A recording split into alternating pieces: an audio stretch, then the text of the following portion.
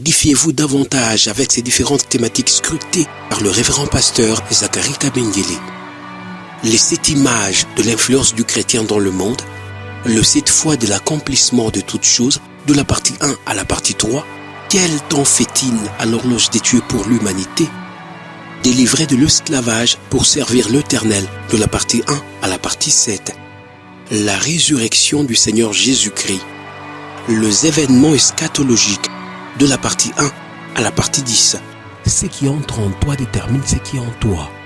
La double portion, de la partie 1 à la partie 5. Retrouvez-nous également sur toutes les plateformes de réseaux sociaux.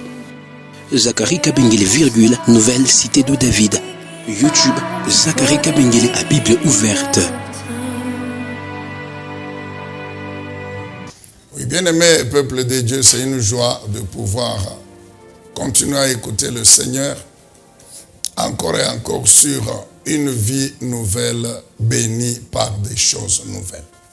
Une vie nouvelle bénie par des choses nouvelles.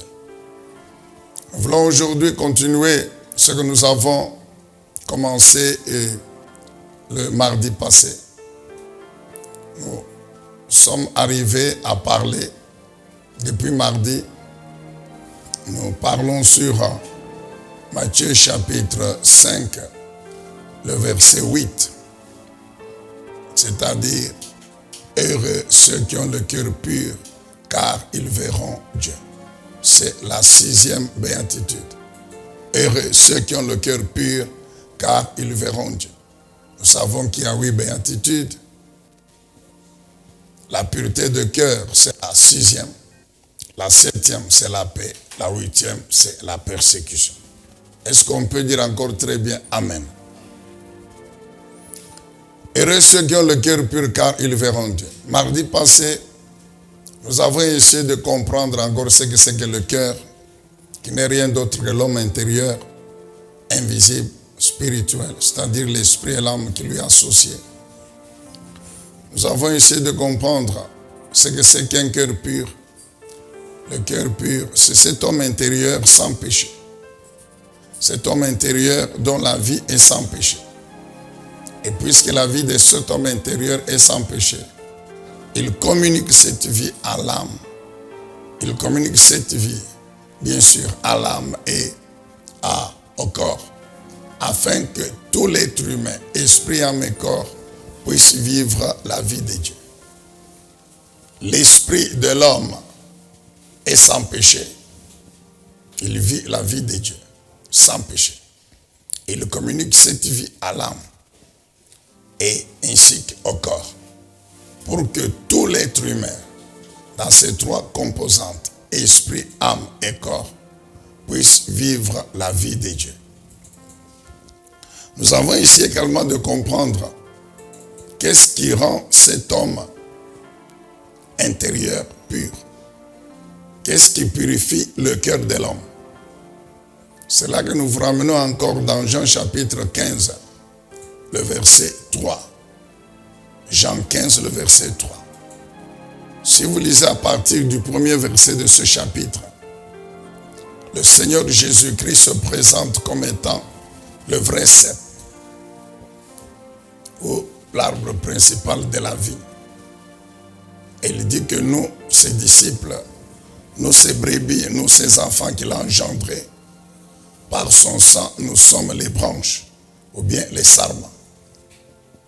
Le Seigneur Jésus dit que tout sarment qui reste attaché à moi, le cep, c'est-à-dire toute brebis, tout disciple qui reste attaché à moi, qui continue à croire à moi et à démontrer cette foi à moi, recevra tous les jours la vie qui vient au travers de la sève. Et la sève, c'est donc l'image du Saint-Esprit.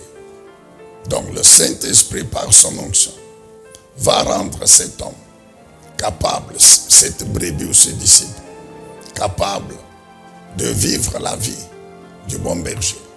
Ici, donc, de produire du fruit, de développer les vertus chrétiennes qui font partie du fruit de l'esprit. Vous n'avez qu'à relire encore Galates chapitre 5, le verset 22, ainsi que d'autres passages similaires. Le Seigneur Jésus dit, mais lorsque la branche n'est plus attachée à moi, le vrai cep, cette branche sera coupée et puis elle va sécher et elle est destinée à être brûlée. Alors c'est là, alors qu'au verset 3, il ajoute, il dit que ma parole vous purifie. Vous, mes brebis, vous êtes purifiés par la parole que je vous ai enseignée, par la parole que je vous ai prêchée, que je vous prêche.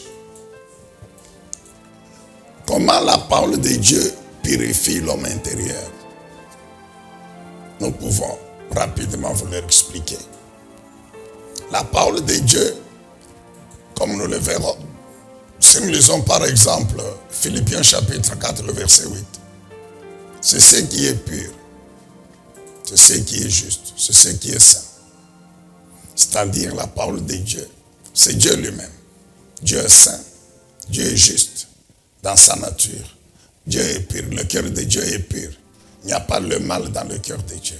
Il n'y a pas d'injustice dans le cœur de Dieu. Dans le cœur de Dieu, c'est le bien, c'est la justice. Le cœur de Dieu, il est pur. Maintenant, la parole de Dieu, elle est aussi pure. C'est la source de la pureté de Dieu, de la sainteté de Dieu. Elle contient la pureté de Dieu. Elle montre le chemin de la pureté. Elle montre comment être pur. Lorsque la parole de Dieu est dans l'esprit de l'homme, la parole de Dieu, comment elle rend cet homme, cet esprit pur? La parole de Dieu purifie l'esprit de l'homme en enlevant dans l'esprit de l'homme tout ce qui est contraire à la pensée de Dieu, tout ce qui est contraire à la volonté de Dieu. Dieu, dans sa parole, a mis les lois, c'est-à-dire a exprimé clairement sa volonté, ce qu'il veut que nous puissions faire, ce qu'il veut que l'homme fasse. Dieu a mis ça dans sa parole. Maintenant, lorsque dans le cœur de l'homme, dans l'esprit de l'homme, il y a quelque chose qui est contraire à cette parole, quand la parole vient, l'objectif de la parole, c'est d'enlever ce qui est contraire à la volonté de Dieu, pour que ce qui est conforme à la volonté de Dieu reste. Un exemple. Quand on prend un païen qui n'a jamais cru en Dieu, dans la pensée de cet homme, dans son esprit, il y a tout ce qui caractérise le péché. On va trouver la haine, on va trouver le mensonge, on va trouver la jalousie, on va trouver la cupidité, on va trouver toutes sortes de convoitises. Donc le péché, l'idolâtrie, on va trouver tout ça dans son homme intérieur. Maintenant, quand cet homme écoute la parole de Dieu, la parole de Dieu lui dit que toutes ces choses, c'est le péché. Que toutes ces choses, Dieu est contre cela. La parole de Dieu montre à cet homme que l'homme qui a ces choses dans son cœur, cet homme-là, il est totalement en dehors de la volonté de Dieu. Parce que ces choses-là, Dieu ne les aime pas, Dieu les hait. Alors en ce moment-là, qu'est-ce que cet homme va faire? Lorsque cet homme croit à la parole de Dieu, donc automatiquement il s'engage à enlever dans son cœur tout ce qui n'est pas conforme à la parole à laquelle il vient de croire. Ce qui fait qu'il va enlever le mensonge. Quand le mensonge arrive, il refuse. Il rejette le mensonge. Il va enlever la convoitise. Quand la convoitise arrive, il rejette la convoitise. Donc, toutes ces mauvaises choses qui suivent son cœur sont remplacées systématiquement par les bonnes choses qui sont contenues dans la parole de Dieu. Voilà donc comment la parole de Dieu purifie le cœur de l'homme. Et derrière la purification, il y a la délivrance. C'est-à-dire quoi? L'esprit de l'homme qui était esclave de ces choses, du péché, de ces mauvaises choses, devient libéré. Non seulement il est purifié, c'est-à-dire tout ce qu'il y avait de sûr en lui est enlevé, mais en même temps il est délivré. Pourquoi? Parce que ces choses-là ne vont plus jamais régner dans sa vie. Alléluia. Amen, bien-aimés dans le Seigneur. Nous pensons que c'est clair et c'est bien retenu. Donc, la parole de Dieu, telle que le Seigneur Jésus le dit, elle purifie le cœur de l'homme. Un autre passage qui soutient cela, c'est Ézéchiel, chapitre 36, notez, du verset 25 au verset 27. Ézéchiel 36, 25 à 27. Quand vous lisez encore attentivement ce passage, il est question de la parole de Dieu, imagée par l'eau. Il est question aussi de l'esprit de l'homme, imagé par le cœur. Il est question aussi du Saint-Esprit. Dieu présente deux tableaux. Le premier, c'est le cœur de Pierre. Le cœur de Pierre qui est l'esprit incrédule, comme nous l'avions dit encore la fois passée, qui ne se laisse pas, qui refuse la parole de Dieu, qui ne se laisse pas pénétrer par la parole de Dieu, qui rejette la parole de Dieu, donc qui rejette Dieu. Et Dieu dit que je vais enlever en vous cet esprit, le remplacer par un nouvel esprit qui est l'esprit de chair, ou le cœur de chair. Je vais enlever en vous ce cœur de pierre, cet esprit incrédule. Je le remplace par un cœur nouveau, c'est-à-dire un esprit nouveau qui reçoit ma parole, qui croit en moi. Maintenant, je prends ma parole, l'eau. Je mets maintenant dans cet esprit de chair. C'est pourquoi Dieu dit, je vais vous asperger par l'eau pure. En plus maintenant de la parole de Dieu, que Dieu met dans l'esprit de l'homme, le cœur de chair, Dieu prend maintenant son esprit, le Saint-Esprit.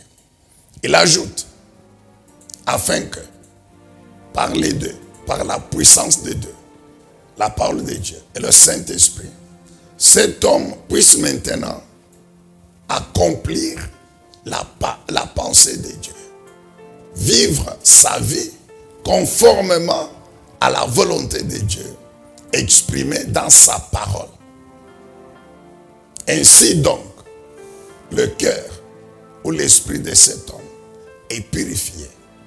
Alors quand l'esprit de cet homme est purifié, il va communiquer cette vie à l'âme ainsi qu'au corps, afin que, comme je le dis au début, c'est-à-dire toutes les trois composantes de l'homme, esprit, âme et corps, soient purifiées et vivent tous les jours la vie de Dieu par la parole de Dieu et par la puissance du Saint-Esprit. Est-ce qu'on peut dire encore très bien? Amen. Donc, c'est la parole de Dieu et le Saint-Esprit qui rendent l'homme intérieur et tout être humain pur devant Dieu. Alors, nous avons parlé également de ceux qui suivent l'homme. Qu'est-ce qui suit l'homme? Qu'est-ce qui fait que le cœur de l'homme soit souillé, soit impur? C'est vrai que la parole de Dieu purifie. Mais qu'est-ce qui suit ce cœur? Qu'est-ce qui rend l'homme impur, principalement l'homme intérieur impur? Et là, nous sommes allés toujours dans la parole de Dieu. L'enseignement qui a été donné par le Seigneur Jésus-Christ lui-même. Et nous vous demandons donc d'ouvrir vos Bibles et d'aller avec nous dans Marc chapitre 7. On peut lire le même passage dans Matthieu 15. Mais ici, nous prenons Marc chapitre 7. Nous lisons à partir, nous vous recommandons de relire à partir du 14e verset. Marc chapitre 7, du 14 jusqu'au 23e verset. Mais ce qui nous intéresse aujourd'hui, c'est à partir du 19e verset. Nous lisons donc Marc chapitre 7, 19 à 22. Voici ce que le Seigneur Jésus déclare. Il dit, tout cela, en effet, ne va pas dans son cœur, mais dans son ventre, et est évacué par les voies naturelles. Il déclarait par là même que tous les aliments sont purs. Et il ajouta, ce qui sort de l'homme, c'est cela qui le rend impur. Car c'est du dedans, du cœur de l'homme, que proviennent les pensées mauvaises, l'immoralité, le vol, le meurtre, les adultères, l'envie, la méchanceté, la tromperie, le vice, la jalousie, le blasphème, l'orgueil et toutes sortes de comportements insensés ou mauvais. Tout ce mal sort du dedans et rend l'homme impur. Amen. Donc ici le Seigneur, il enseigne sur la composition de l'être humain pour que nous comprenions encore clairement ce que nous sommes en tant qu'être humain. Ici le Seigneur, il fait donc une distinction claire entre l'homme physique, la composante physique de l'homme, qui est le corps, et la composante spirituelle de l'homme, qui est l'esprit. Alors le Seigneur dit ceci, que ce qui rend l'homme impur, souillé, ce n'est pas la nourriture physique qui entre dans le corps de l'homme, va dans le ventre et qui est évacuée par le vent naturel comme nous le savons. Le Seigneur Jésus dit non, ce n'est pas ça. Donc l'homme qui l'intéresse ici, qui est souillé, qui est rendu impur, ce n'est pas l'homme physique, le corps. Ce n'est pas la composante physique de l'homme, le corps. C'est l'esprit ou l'homme spirituel ou la composante spirituelle de l'homme. Alors il dit que il donne une liste des choses. Et ces choses mauvaises, c'est le péché. Ce sont les œuvres de la chair. Vous n'avez qu'à lire encore aujourd'hui Galates chapitre 5, du 19e au 21e verset. Ce sont les œuvres de la chair. Alors Jésus dit que ce sont ces choses-là qui rendent l'homme impur. Quel homme? L'homme spirituel, intérieur, l'esprit et l'âme qui lui est associé. Ici, comme nous avons insisté la fois passée, donc ici le Seigneur insiste sur le fait que le péché commence par l'homme intérieur et affecte maintenant l'homme extérieur ou le corps. Bien aimé, nous savons que si au niveau de l'homme intérieur, il n'y a pas la convoitise d'une femme ou d'un homme, le corps physique ne consommera jamais l'impudicité ou l'adultère. Nous le savons. Si dans l'homme intérieur, il n'y a pas la soif de boire du vin alcoolisé, du whisky, de la bière, toute boisson alcoolisée, le corps ne s'enivrera jamais.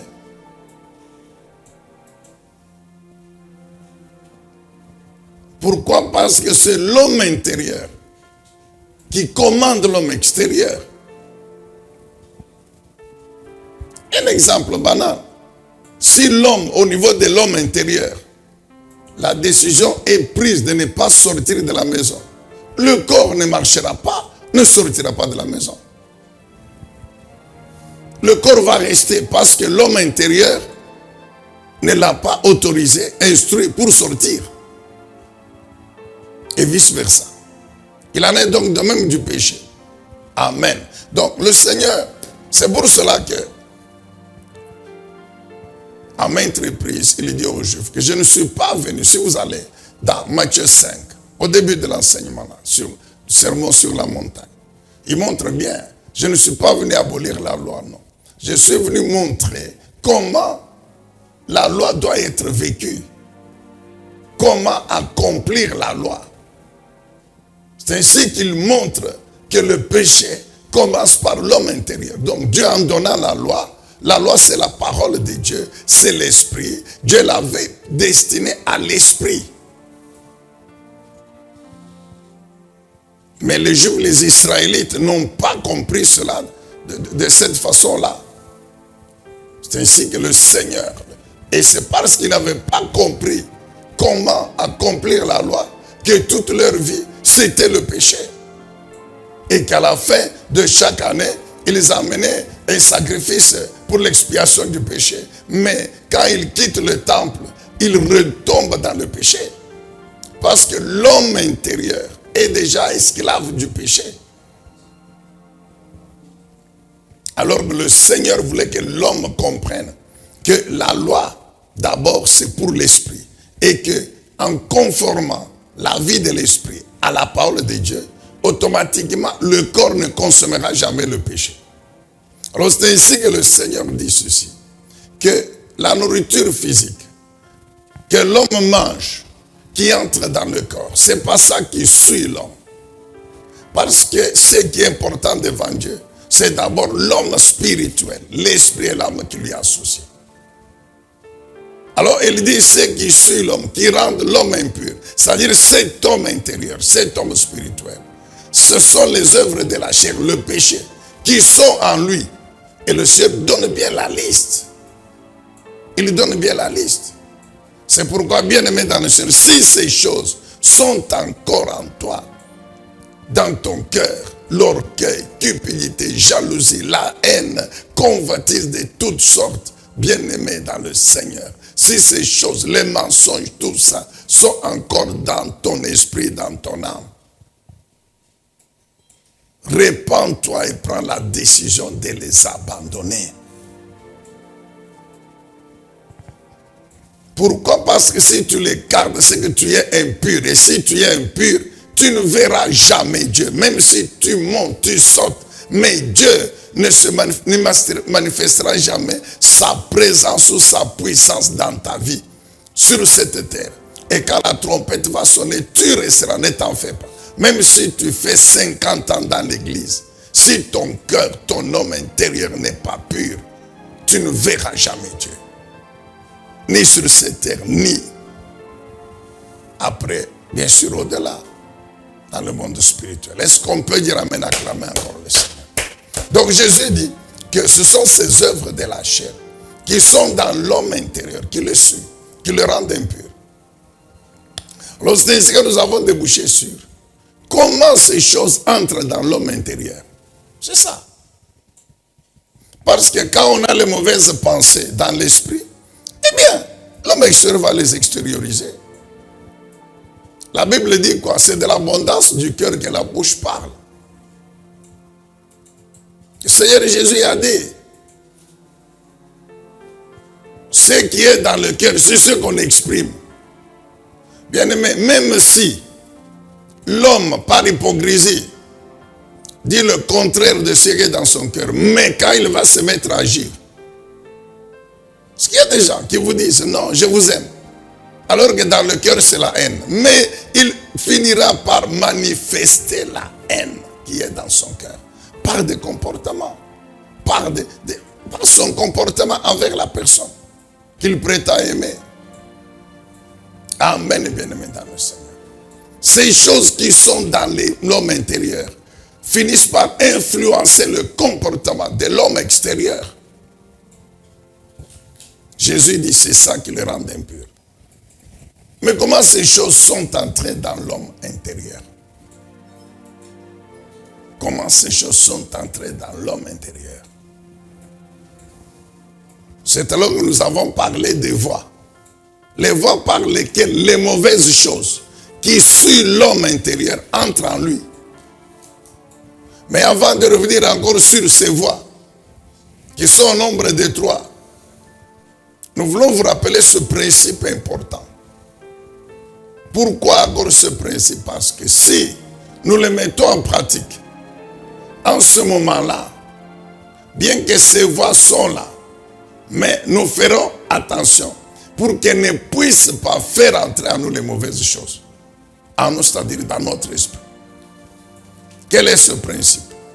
Ceux qui entrent en toi, tout ce que tu fais entrer en toi, toi ici, ce n'est pas le corps, non, c'est l'homme intérieur. Tout ce que tu fais entrer dans ton esprit, dans ton homme intérieur, va déterminer ce qui va exister dans cet homme intérieur. Et ce qui va exister dans cet homme intérieur va aussi, c'est ça qui construit ta vie, qui construit la vie de cet homme intérieur et de tout l'être humain. Alléluia. Nous reprenons. Ce qui entre en toi, dans ton esprit, détermine ce qui existe en toi, dans ton esprit. Et ce qui existe dans ton esprit va construire ta vie, va influencer ta vie, que tu le veuilles ou non. Alléluia. Alors, 3 voies. 3 voies par lesquelles les mauvaises choses entrent dans notre homme intérieur, dans notre esprit. Et ces voies-là, curieusement, ce sont les organes, parmi les 3 voies. Il y a 2 représentés par les organes du corps physique. Bien-aimés, nous savons que Dieu a pris l'homme spirituel, il l'a mis dans le corps. Et nous avons toujours expliqué, c'est pour que l'homme spirituel, l'esprit, puisse s'appuyer sur les organes du corps pour vivre, pour accomplir la mission pour laquelle Dieu l'a mis dans l'homme et le maintient sur la terre. Dieu a créé l'homme spirituel, esprit qui lui ressemble. Mais dans la destinée de cet homme, Dieu l'a destiné à passer une partie de sa vie sur la planète Terre, qui est de la matière, qui est physique. Maintenant, pour permettre à cet esprit de bien vivre et accomplir la mission de Dieu sur la planète Terre physique, Dieu maintenant lui a fait un corps physique et l'a mis dedans pour que l'homme esprit s'appuie sur le corps physique. Vivant dans le corps physique, s'appuie sur les organes du corps physique et entraîne maintenant tout l'être humain dans l'accomplissement de la mission pour laquelle Dieu l'a créé, l'a mis sur la terre. Amen, amen, amen, amen. Dites encore très bien amen. Et parmi ces organes, il y a les yeux et les oreilles. Les yeux et les oreilles représentent les voies qui font entrer dans l'homme esprit des choses bonnes et mauvaises. Les yeux voient. Les yeux voient. Ce sont les yeux du corps. Ils voient. Mais tout ce que les yeux voient, les yeux photographient tout ce qu'ils voient et envoient cette image sur l'homme intérieur, sur l'esprit et l'âme. Tu n'as qu'à regarder, à fixer quelque chose, une image. Et puis après, quitte. Mais tu te rendras compte que cette image-là est restée calquée dans ton âme, dans ton esprit. En toi, là, il y a cette image-là. Tu peux même prendre un stylo, commencer à dessiner ce que tu as vu. Mais à partir de l'image qui est dans ton esprit. Et cette image a été amenée par les yeux. Donc tout ce que les yeux voient, les yeux amènent au niveau de ton esprit.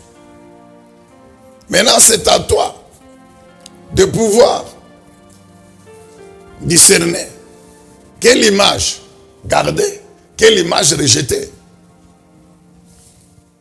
C'est à toi de pouvoir discerner que si je vois, bien aimé, nos yeux, quand nous marchons sur la route, nous voyons tout le monde. Nous voyons les hommes, nous voyons les femmes. Quand nous marchons, quand nous sommes à la télévision, nous voyons tout ce qui passe à la télévision. À la télévision, il y a des films. À la télévision, il y a des documentaires. À la télévision, il y a toutes sortes de films démoniaques, des films pornographiques. Il y a des films où il y a des mauvaises choses. Donc tout ça, on voit à la télévision. Tout. Tout ce que nous voyons à la télévision. L'esprit reçoit ces images-là par les yeux du corps. Amen, bien-aimés dans le Seigneur. Les oreilles entendent. Quand nous sommes en train de causer, toute parole qui sort des conversations, les oreilles entendent. Et ce que les oreilles entendent, les oreilles amènent aussi et retenues au niveau de l'esprit, de l'homme intérieur. Amen, bien-aimé dans le Seigneur. Et la troisième voie qui fait entrer des choses en nous, c'est le diable. Le diable, lui, tout ce qu'il fait entrer en nous, c'est mauvais. Pour les yeux et les oreilles, il y a de bonnes choses, il y a de mauvaises choses. Mais pour le diable, tout ce que le diable fait entrer dans l'homme intérieur, c'est mauvais parce que le diable lui-même parle. Nous connaissons ce qu'est le diable, ce qu'il est. C'est un menteur, c'est un meurtrier. Donc il ne peut que faire entrer de mauvaises choses en nous, dans notre esprit. C'est ce que nous avons dit que le diable, il inspire les pensées de l'homme. Le diable injecte le mensonge dans l'homme intérieur, dans l'esprit de l'homme. Il l'a fait dans le jardin d'Éden. Vous n'avez qu'à relire Genèse chapitre 3. Le diable a déformé la vérité de la parole de Dieu. Et ce mensonge, il l'a mis dans l'esprit d'Ève.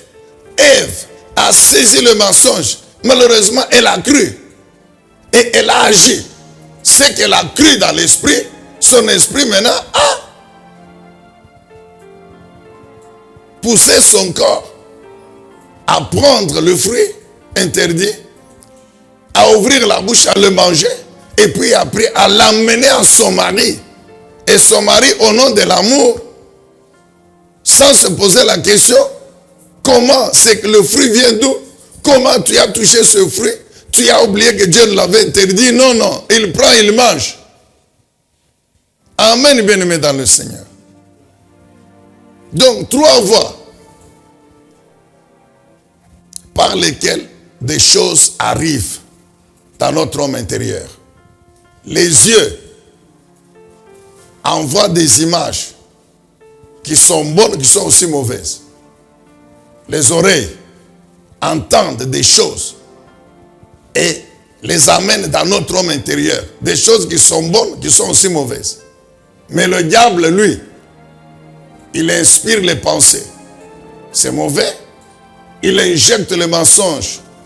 Les pensées sont au niveau de l'homme intérieur. Le diable influence les émotions, les sentiments de la mauvaise manière, les passions de l'âme. Tout ce que le diable met dans l'homme intérieur, c'est mauvais. Amen, bien-aimé dans le Seigneur. Maintenant, comment éviter cette influence? Qu'est-ce qu'il faut faire pour que ces mauvaises choses qui souillent l'homme intérieur ne puissent pas entrer dans l'homme intérieur? Qu'est-ce qu'il faut faire? Mais puisque nous connaissons ces 3 voies, eh bien, ce qu'il faut faire, c'est quoi? 1, c'est discipliner les yeux et les oreilles. Discipliner les yeux et les oreilles. Concernant les yeux, Lisons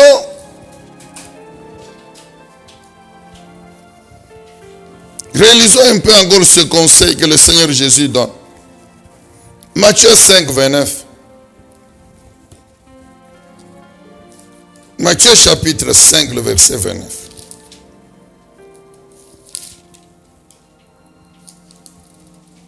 Voici le conseil que le Seigneur Jésus donne. On peut commencer par 27. Matthieu chapitre 5, verset 27. Matthieu 5, 27. Il dit ceci. Vous avez appris qu'il a été dit, tu ne commettras pas d'adultère. Eh bien, moi je vous dis, si quelqu'un jette sur une femme un regard chargé de désir, ou si quelqu'un convoite une femme, il a déjà commis adultère avec elle dans son cœur, dans son esprit. La convoitise, c'est une œuvre qui commence par l'homme intérieur. Amen, bien-aimé dans le Seigneur. Et lorsque l'homme intérieur garde ça, fait nourrir ça, eh bien, automatiquement, l'homme extérieur entre en danse et commet l'adultère. Alors le Seigneur Jésus dit quoi?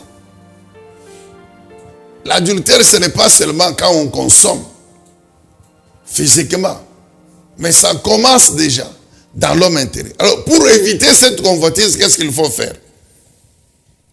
C'est là le verset 29. Par conséquent, si ton œil droit te fait tomber dans le péché, arrache-le et jette-le au loin, car il vaut mieux pour toi perdre un de tes organes que de voir ton corps entier précipité en enfer.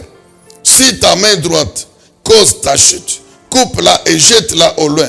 Il vaut mieux pour toi perdre un de tes membres que de voir tout ton corps jeté en enfer. Amen. Donc le Seigneur Jésus dit quoi? Il dit que la leçon qu'il donne ici, c'est qu'il nous exhorte à discipliner les organes du corps, particulièrement les yeux. Discipliner les organes du corps, particulièrement les yeux. Il dit si ton œil est une occasion de chute. Mais Jésus ne dit pas que quand nous marchons, nous devons fermer les yeux, non. Mais c'est toi qui dois discipliner les yeux de ton corps. C'est toi l'homme intérieur qui doit discipliner les yeux. C'est-à-dire sélectionner ce que tes yeux doivent voir. Sélectionner ce que tes yeux doivent voir. Amen, bien-aimé dans le Seigneur. Sélectionner ce que tes yeux doivent voir. Vous savez, les gens qui sont sur... Ils peuvent être même au volant. Les yeux sont, au lieu de regarder devant, c'est toujours dans les rétroviseurs. Vous croyez qu'il est en train de surveiller les mouvements des véhicules derrière? Non. Il est en train... Donc, il a vu une femme. Il est en train de conduire. Il a vu une femme devant. Alors, s'il n'est pas discipliné, automatiquement la convoitise est déjà en lui. Quand maintenant le véhicule passe, il regarde dans le rétroviseur pour... Donc il a vu la femme de devant. Maintenant, il passe la femme, il regarde dans le rétroviseur pour voir maintenant la femme de derrière. Pourquoi il regarde 2 fois? Pourquoi tu regardes 3 fois? Pourquoi? Il y en a même, il peut même s'arrêter. Il peut même s'arrêter pour regarder fixement la femme. Ça, c'est la convoitise. Parce que pendant que tu la regardes fixement là, tu es en train de nourrir la convoitise dans ton esprit. C'est pourquoi Jésus dit non, discipline ton œil. Discipline ton œil. Car si tu regardes 2 fois, 3 fois, avec insistance, automatiquement, l'image est imprimée. Amen. L'image est déjà dans ton esprit, mon frère. Est-ce que vous voyez quelqu'un? Il peut même tourner. Il commence maintenant à suivre la femme. Ou bien il part, il commence maintenant à chercher. Tout ça, c'est quoi? L'œil n'a pas été discipliné. Jésus dit quoi? Arrache ton œil. C'est-à-dire, discipline tes yeux. Ne laisse pas tes yeux voir ce qu'ils ne doivent pas voir, car l'image qu'ils vont imprimer sur ton esprit va souiller ton esprit. Amen, bien-aimés dans le Seigneur. Les films pornographiques souillent par ces images-là. Toi, tu es chrétien. Tu es devant la télévision. Aujourd'hui, là, les réseaux sociaux. Les réseaux sociaux, ce n'est pas pour tout voir. Les réseaux sociaux, ce n'est pas l'église. Les réseaux sociaux n'ont pas la mission. Car la plupart, tous ceux qui sont là, dans les réseaux sociaux, là, tous les fondateurs, tous les responsables, la plupart sont des païens, des serviteurs du diable, qu'on ne se les cache pas. Donc il faut passer tout là-bas. Il faut passer tout là-bas. C'est du commerce. C'est une affaire. Donc tout ce qui peut leur procurer l'argent va là-bas. Et le diable, comme il sait que je peux détruire l'homme par cette voie, le diable aussi injecte des choses là-bas. C'est pourquoi nous devons faire attention avec les réseaux sociaux. Aujourd'hui, il ne suffit pas seulement d'ouvrir la télévision pour voir un film pornographique, non. Le téléphone, tout est là-bas. YouTube, Facebook, tout ce que vous voulez. Alors tu regardes tout ça, l'image est imprimée dans ton esprit. Il y a des films démoniaques, des magies. 22h, 23h, tu es en train de voir ces films-là. Maintenant, quand tu vas aller dormir, quand tu vas aller maintenant dormir, maintenant tu veux qu'avoir quel type de rêve? C'est ce que tu as vu là que tu vas rêver. Et comme c'est d'inspiration démoniaque, donc le diable, il sera en contrôle total de ton esprit, de ton âme. Et puis après, quand tu reviens, non, Dieu ne me parle pas. Et il y en a même, il a passé donc une bonne partie de la nuit à voir des films pornographiques, à voir des films démoniaques, sataniques. Maintenant, quand il termine pour aller dormir, il s'agenouille et il dit, Seigneur, je remets mon âme entre tes mains. Quel Seigneur va prendre ton âme que tu as déjà souillé? Seigneur, protège-moi. Quel Seigneur va te protéger? Non, il est écrit, l'ange de l'Éternel campe autour de ceux qui le craignent. Mais toi, tu ne crains pas Dieu. Car si tu craignais Dieu, tu ne peux pas voir de tels films. Jésus dit quoi? Jésus c'est Dieu. Il dit quoi? Discipline ton œil. Discipline tes oreilles. C'est la même chose pour les oreilles. Lorsque tout au long de la journée, toi, tu écoutes toujours des mauvaises des conversations. Hein? Des choses malsaines là, s'entrent dans tes oreilles. Hein? Le mensonge s'entre dans tes oreilles. C'est ce qui va rester dans ton homme intérieur. Et ça va souiller ton homme intérieur. Donc nous devons discipliner les yeux, discipliner les oreilles, bref, discipliner les membres de notre corps. L'homme esprit doit avoir l'ascendance sur l'homme corps physique, sur le corps. Et discipliner ainsi les organes du corps, pour que ces organes ne puissent pas envoyer des mauvaises choses qui souillent ton esprit. Alléluia. Amen, bien-aimé. Concernant les oreilles, Ésaïe 50. Ésaïe chapitre 50. C'est un conseil que le Saint-Esprit donne sur ce que nous devons préférer écouter.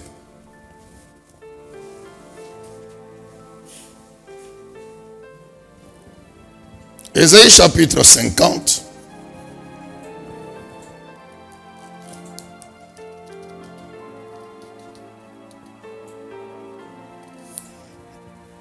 À partir du 4e verset. Ésaïe 50, verset 4. Voici ce que la Bible déclare. Le Seigneur l'Éternel m'a donné une langue de disciples attentifs pour que, par ma parole, je sache fortifier ceux qui sont fatigués. Et il me fait tendre l'oreille matin après matin, afin que je l'écoute comme un disciple. Le Seigneur l'Éternel, verset 5, a ouvert mon oreille et moi, de mon côté, je n'ai pas résisté, je ne me suis pas éclipsé. Amen, bien-aimé dans le Seigneur. Ésaïe 54 et 5, l'Esprit de Dieu nous donne un conseil.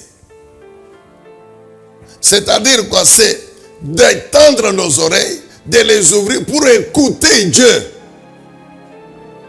Il dit chaque matin, l'Éternel ouvre mon oreille, il me parle. Et je dois écouter cette parole, non pas comme tout le monde, comme écoute un disciple. Et quand je reçois la parole du Seigneur Jésus-Christ, mon maître, maintenant j'ouvre la bouche, je peux aussi fortifier, je peux encourager, je peux aider les autres qui sont fatigués de vivre par cette même parole. Donc disciplinons nos oreilles pour ne pas écouter n'importe quoi. Amen, bien-aimés dans le Seigneur. Disposons nos oreilles à écouter Dieu, à écouter sa parole. C'est mieux. Alléluia. Deuxième chose, pour éviter que les mauvaises choses entrent dans notre homme intérieur, c'est résister au diable. Résister au diable. Résister au diable. 1 Pierre chapitre 5. 1 Pierre chapitre 5.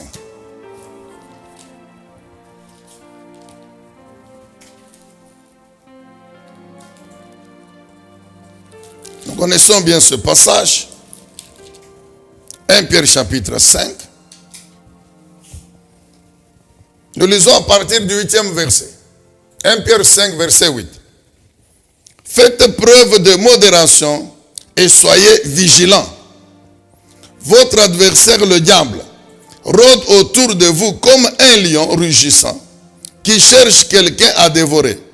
Résistez-lui en demeurant ferme dans votre foi, car vous savez que vos frères et sœurs dispersés à travers le monde connaissent les mêmes souffrances.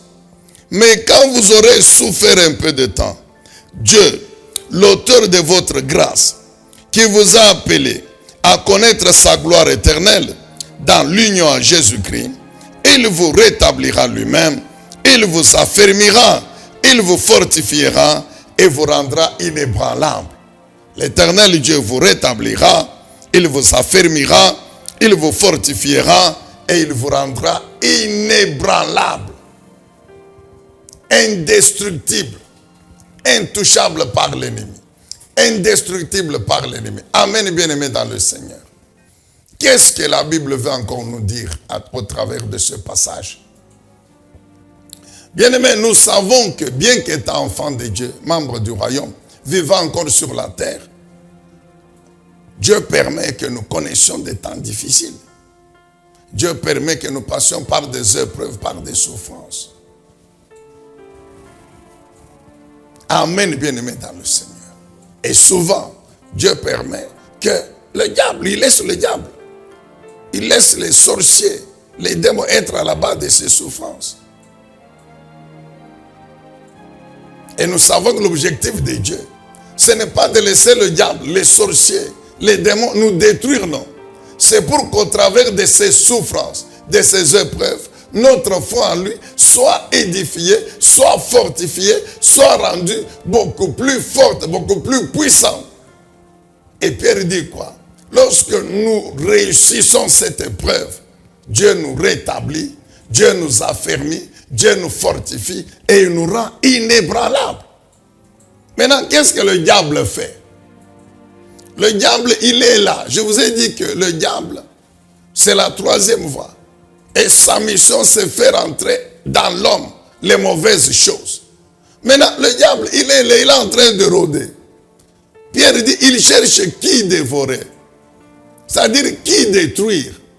C'est-à-dire toutes ces personnes, traversant des temps difficiles, traversant des moments d'épreuve, de souffrance, non pas parce qu'ils ont péché, non, non, non, non. Ici, les épreuves, les souffrances, n'ont pas comme origine le péché. Pierre, d'ailleurs, il dit très bien que nous devons être heureux lorsque nous souffrons, non pas parce que nous avons péché, non, mais parce que Dieu veut fortifier notre foi. Nous devons être heureux. Alors, qu'est-ce que le diable aussi, il vient. Et il est en train de rôder autour de tout homme.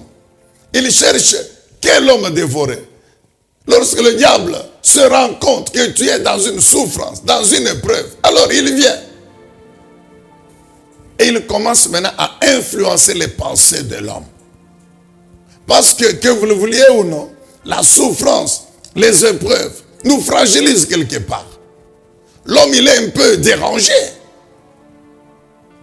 L'homme est un peu dérangé. Une souffrance qui dure, une épreuve, etc. Bien qu'étant chrétien, on est un peu dérangé. On est un peu fragilisé. Alors le diable, ce sont ces personnes, il vient. Et son objectif, c'est quoi? C'est détruire la personne qui est dans cet état de faiblesse quelconque. Et il vient, il commence à injecter maintenant les pensées. Le diable va maintenant. Je vous ai dit que le diable influence, inspire les pensées mauvaises. Le diable va injecter le doute dans l'esprit de l'homme. Le diable est un esprit, tu ne le verras pas. Mais il va influencer, injecter le mensonge dans ton esprit. Le diable a injecté le mensonge dans l'esprit d'Ève. D'une manière simple, gentille. Gentille. Amen, bien-aimé dans le Seigneur. Nous avons toujours dit ceci, que le diable, il présente à l'homme le bonbon. Beaucoup de gens là qui sont en alliance avec le diable, qui finit par détruire lui-même. Mais il leur donne quoi? Un bonbon. Tout ce que le diable vous propose là, la gloire, le pouvoir, l'argent, la gloire, etc. C'est un bonbon. Mais dans le bonbon, il a mis le poison. Tu manges le bonbon, tu sens bien, c'est sucre-là. Le sucre, c'est bon. Mais tu ne sais pas qu'en même temps que tu manges le bonbon, le sucre termine. Mais le poison, lui, il reste dans le corps pour te détruire. Finir par te détruire. Alors c'est ainsi que le diable, il va influencer les pensées, les comportements, les actions de ces personnes qui sont dans cet état de faiblesse, de souffrance. C'est ainsi qu'il injecte les pensées de découragement. Voyez quelqu'un qui était à l'église, mais parce qu'il a fait 3 ans, 4 ans, marié, il n'a pas d'enfant, il quitte. Le diable lui dit non, non. Tu as prié, il n'y a rien, mais tu peux aller à la Gatouba, tu peux aller, il y a un prophète là-bas, il y a ceci. L'homme part, mais il ne sait pas qu'il quitte maintenant la maison du pain, il va là où il y a la mort. Amen, bien-aimé dans le Seigneur. Le découragement, l'abandon de la foi, le doute. Le diable injecte toutes ces choses qui sont les ennemis de la foi, qui vont étouffer la foi. Alors, Pierre dit quoi? Vous devez faire attention. Résister au diable. Mais résister comment? Il dit avec une foi ferme. C'est-à-dire lorsque moi, je suis dans l'église, je suis en train de traverser une épreuve, un temps difficile. Lorsque le diable vient avec les pensées de découragement, d'incrédulité, de doute, je réfute cela. Comment?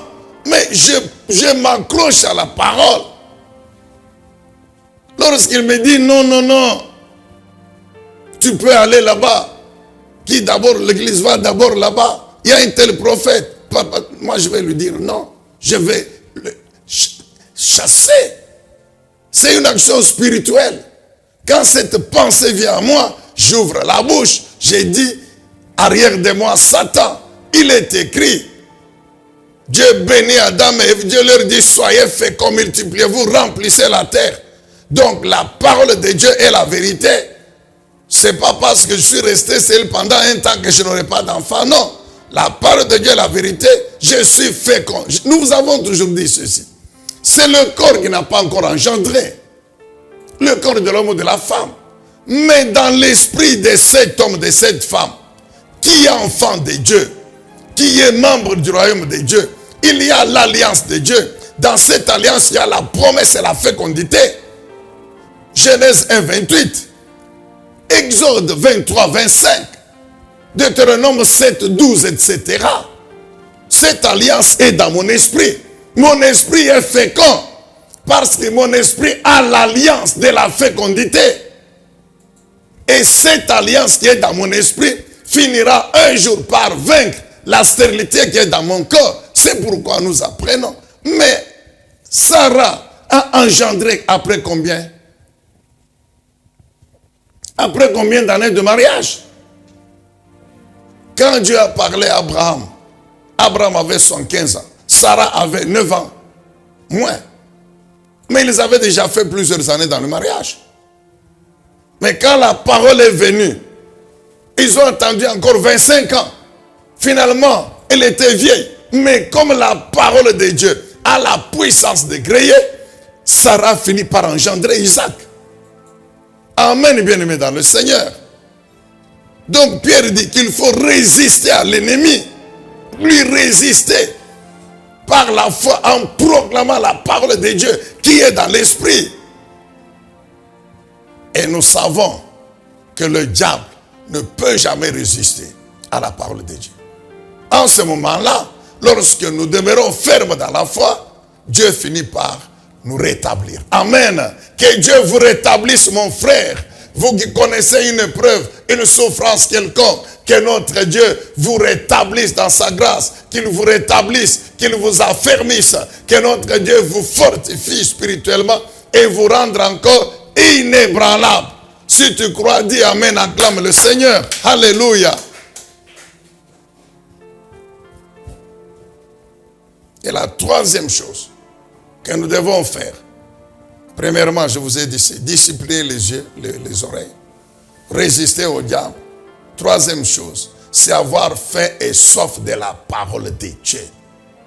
Chaque matin, quelle que soit ma situation, par rapport à ma vie physique, matérielle, mais chaque matin, je dois avoir faim et soif de la parole. Je dois désirer écouter la parole, lire la parole. Je dois faire entrer une parole de Dieu dans mon esprit. Je dois ouvrir ma bouche, proclamer la parole de Dieu. Amen, bien-aimé dans le Seigneur. C'est important. Avoir faim et soif de la parole de Dieu. Maintenant, nous terminons par là dans 10 minutes. Bien-aimé dans le Seigneur. Quelle est la situation dans l'église aujourd'hui par rapport à la parole de Dieu? Je dis bien dans l'église par rapport à la parole de Dieu. Si nous rentrons dans Matthieu, l'évangile de Matthieu, chapitre 13.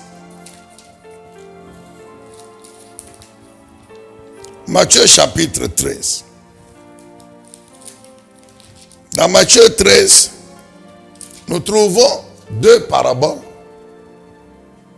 extrêmement célèbres et importantes qui concernent les enfants du royaume. Les enfants de Dieu, membres du royaume. La première parabole, c'est la parabole du semeur, que nous vous recommandons de lire. Faute de temps, on ne saura pas tout lire. Mais nous vous recommandons de lire d'abord. Cette parabole, elle est en deux parties. La première partie, Jésus expose la parabole. Et la deuxième partie, il donne l'explication aux disciples, aux apôtres. Alors la première partie, c'est du 1er au 9e verset. Matthieu 13, 1 à 9. La parabole du semeur. Dans cette parabole, il y a le semeur qui jette la semence. Et puis il y a l'environnement qui reçoit cette semence. Le premier environnement, c'est le bord du chemin, de la route. Deuxième environnement, le sol rocailleux.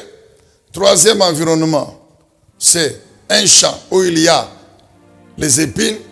Troisième environnement, c'est la bonne terre. Maintenant, nous allons lire l'explication que le Seigneur donne de la parabole.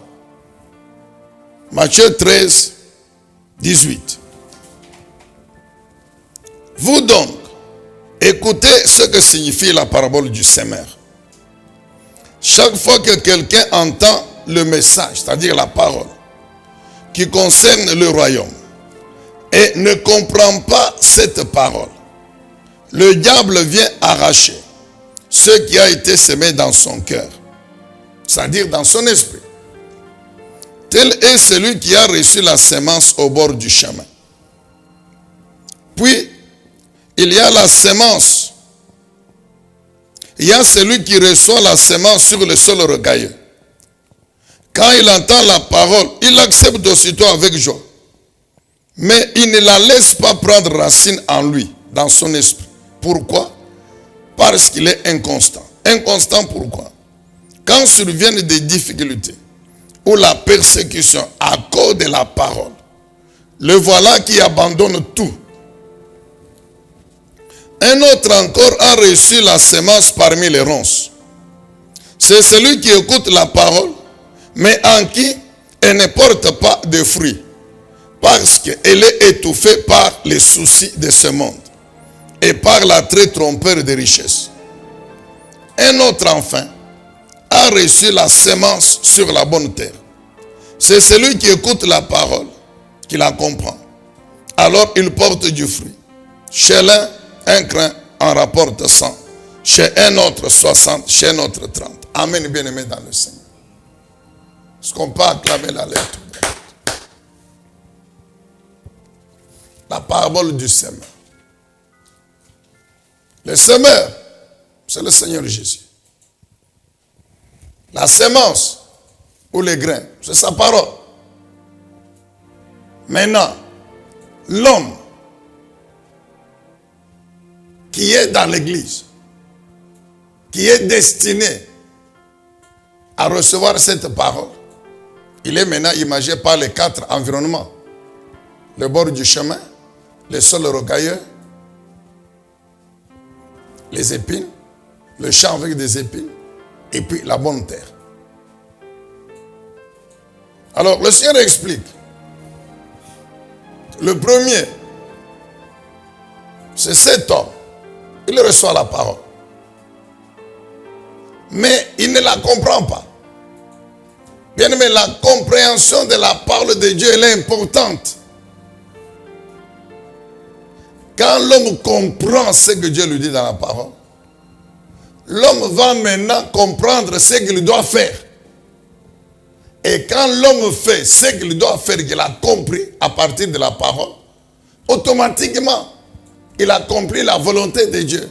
Et il reçoit la vie de Dieu qui est dans cette parole. Et il est donc destiné à la bénédiction de Dieu.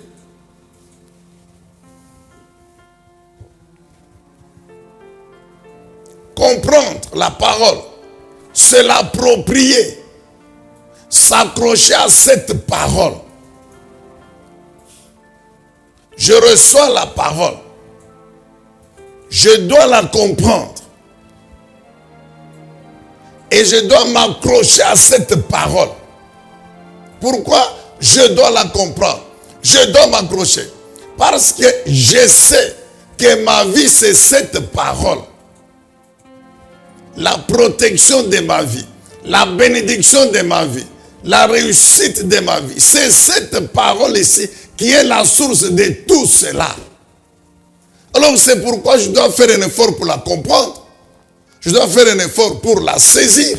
Je dois me l'approprier, faire de la parole mon bien privé, mon bien le plus précieux. Amen, bien-aimés dans le Seigneur. Et c'est là que l'Esprit de Dieu nous aide. Mais qu'est-ce qu'on remarque dans l'Église? C'est que beaucoup de gens n'ont pas déjà cette sagesse-là, n'ont pas cela dans leur cœur, dans leur esprit, que la parole de Dieu, c'est la source de tout. C'est elle qui va tout me donner, qui va protéger ma vie, bénir ma vie, sécuriser ma vie. C'est elle, non seulement sur la terre, mais même quand je vais maintenant quitter la terre, c'est toujours elle qui me fera bien vivre là-bas, au ciel où je dois aller. Alors je dois m'y accrocher, alors je dois comprendre. Car si tu ne comprends pas ce que Dieu dit, tu ne feras pas, tu ne comprendras pas ce que tu dois faire. Tu ne feras jamais la volonté de Dieu. Amen, bien-aimé dans le Seigneur. Alors maintenant, qu'est-ce qui arrive? Lorsque tu ne comprends pas la parole de Dieu, le diable, qu'est-ce qu'il y a? Le diable, qu'est-ce qu'il fait? Mais il vient. Et il remplace la parole que tu n'as pas comprise par le mensonge. Amen, bien-aimé. C'est pourquoi Pierre dit résister au diable avec une foi inébranlable. Lorsque je comprends la foi, c'est par rapport à la parole. Lorsque je comprends la parole, je comprends le bien fondé de la parole. Je comprends que cette parole ici, c'est elle qui est la vérité. C'est elle qui finira par me donner ce que je n'ai pas aujourd'hui, que je cherche. Donc je dois m'y accrocher. En ce moment-là, le diable ne pourra jamais me détruire. Mais si je ne comprends pas, si je ne comprends pas que je dois m'accrocher, mais le diable va me détruire. C'est pourquoi des gens, ils écoutent la parole. Mais dès qu'il vient d'écouter la parole à l'église, il a même dit amen, il a acclamé. Mais dès qu'il sort,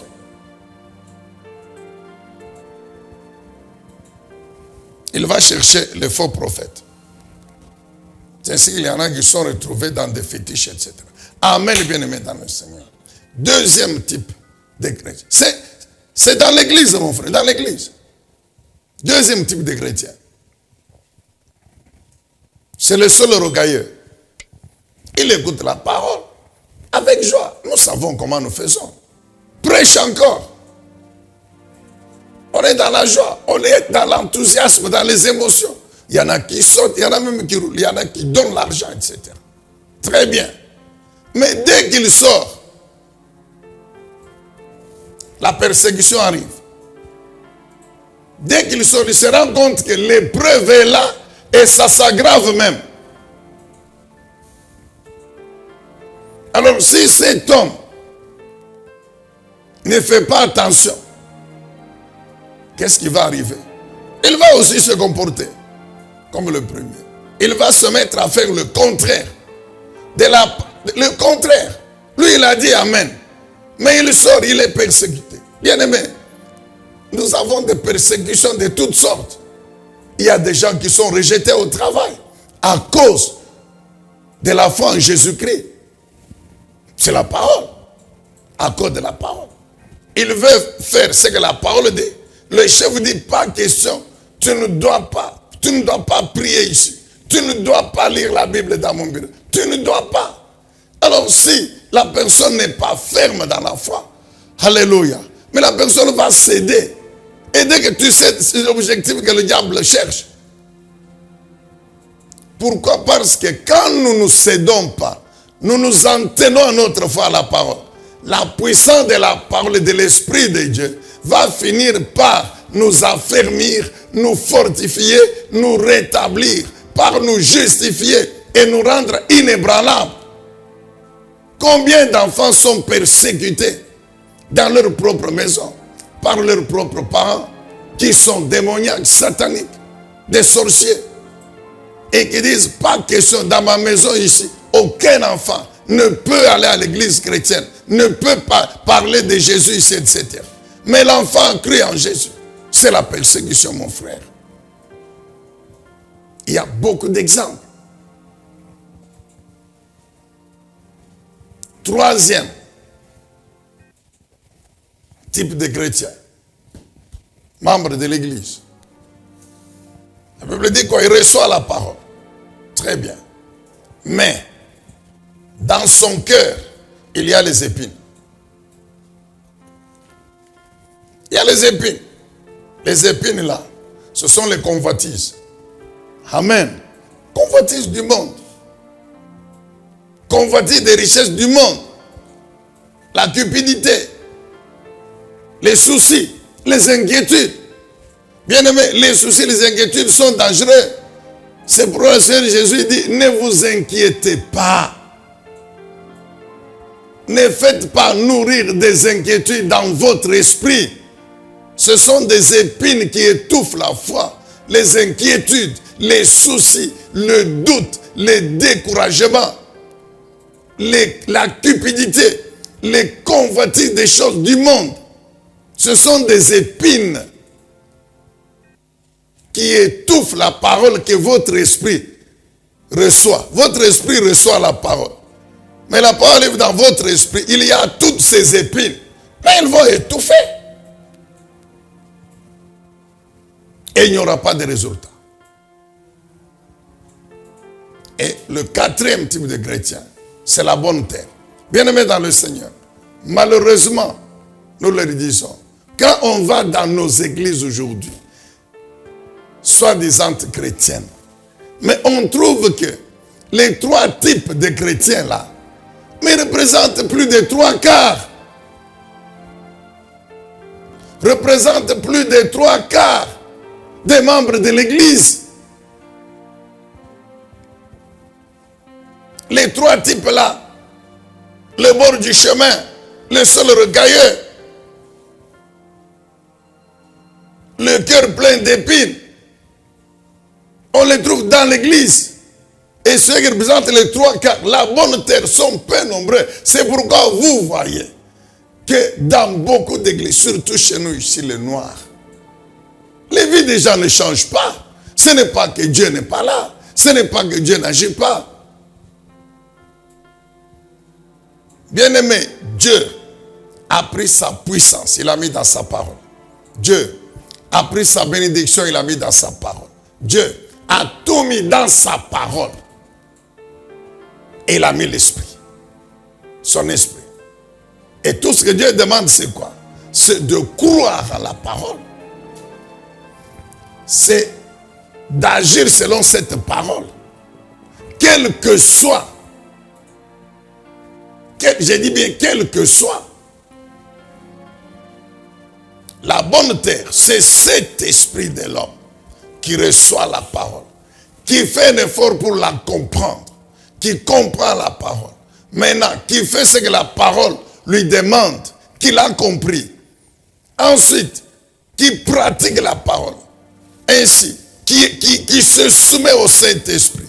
Ainsi, le Saint-Esprit va lui donner la capacité d'obéir à la parole, de mettre en pratique la parole. Et en pratiquant la parole, en obéissant à la parole, cet homme vit la vie de Dieu. Et en ce moment-là, il est qualifié pour entrer en possession de la bénédiction de Dieu. Amen, bien-aimés dans le Seigneur. Que Dieu soit loué, que Dieu soit béni. Nous sommes obligés d'arrêter par là. Bien-aimés dans le Seigneur, le Seigneur Jésus a dit ceci. Il est béni tout homme dont le cœur est pur, dont l'esprit, l'homme intérieur est pur. Purifié par quoi? Par la parole de Dieu. Et cet homme, comme bénédiction, il verra Dieu. Il verra Dieu sur cette terre. Il verra Dieu au ciel après la vie sur la terre. Amen, bien-aimés dans le Seigneur. C'est pourquoi nous devons faire un effort par le Saint-Esprit quand nous nous soumettons à lui pour discipliner les yeux, discipliner les oreilles, résister au diable et avoir faim sauf de la parole de Dieu. En faisant cela, nos cœurs seront toujours purs et nos vies finiront par être bénies par la puissance de la parole et de l'Esprit de Dieu, donc par Dieu lui-même. Amen, bien-aimés dans le Seigneur. Dieu le Saint-Esprit, nous te disons merci. Nous bénissons ton nom. Sois loué, sois béni. Merci encore, Dieu le Saint-Esprit, pour l'inspiration pour l'éclairage. Merci pour la révélation de ta parole. Merci. Nous nous soumettons à toi pour que tu nous rendes capables de comprendre ta parole, de la comprendre, oh mon Dieu, d'agir selon la compréhension, de comprendre, d'avoir la sagesse que notre vie, c'est ta parole. Notre vie sur la terre, c'est ta parole. Et c'est cette parole qui nous amène dans l'éternité avec toi. Sois loué, sois béni. Dieu Tout-Puissant, notre Père, nous prions au nom de Jésus, notre Seigneur et notre Sauveur. Édifiez-vous davantage avec ces différentes thématiques scrutées par le révérend pasteur Zacharie Kabengele. Les 7 images de l'influence du chrétien dans le monde, le 7 fois de l'accomplissement de toutes choses, de la partie 1 à la partie 3, quel temps fait-il à l'horloge des dieux pour l'humanité? Délivré de l'esclavage pour servir l'Éternel, de la partie 1 à la partie 7. La résurrection du Seigneur Jésus-Christ. Les événements eschatologiques, de la partie 1 à la partie 10. Ce qui entre en toi détermine ce qui est en toi. La double portion, de la partie 1 à la partie 5. Retrouvez-nous également sur toutes les plateformes de réseaux sociaux. Zacharie Kabengele, Nouvelle Cité de David.